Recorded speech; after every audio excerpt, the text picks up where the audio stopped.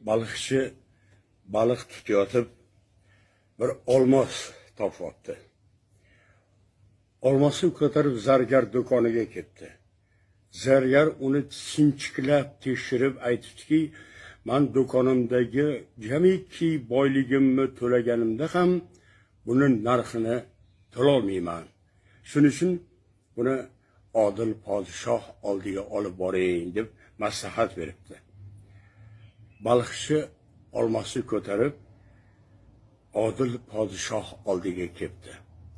Odil podshoh olmosni tekshirib xazinabonga aytdiki, "Mana shu olmosni narxi juda qimmat ekan. Balıkçini xazinaxonaga olib kirib qamang. 3 soat mobaynida xazinadan ko'ziga ilingan boylikni ko'tarib chiqib ketsin" debdi. Xazinabon balıkçini xazinaga qamab chiqib ketibdi.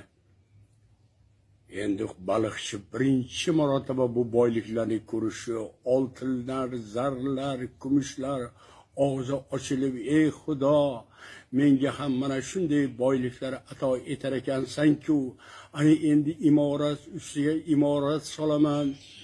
Qancha odamlar meni xizmatimda bo'ladi.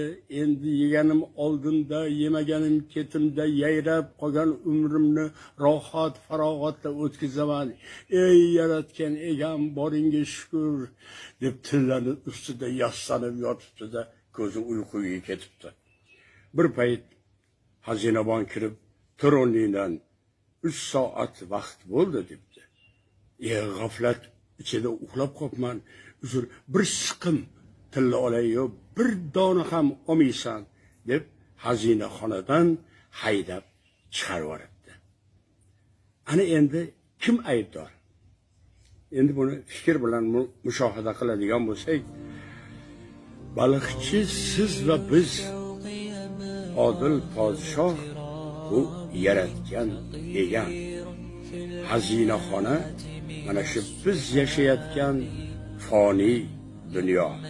Undagi tillalar, boyliklar Alloh uchun ibodat, yaxshi amallar. 3 soat muddat bizni umrimizda o'lchab berilgan vaqt. Balıkçının endi g'aflat ustida uxlab qolishi bu bizni mana shu hoyu haslarga berilishimiz. Xazinabon bu o'lim farishtasi. Endi vaqt tugab xazinadan haydab chiqish, olib chiqib ketishi. Bu endi umr tugab foni, boqiy dunyoga rihlat qilishimiz.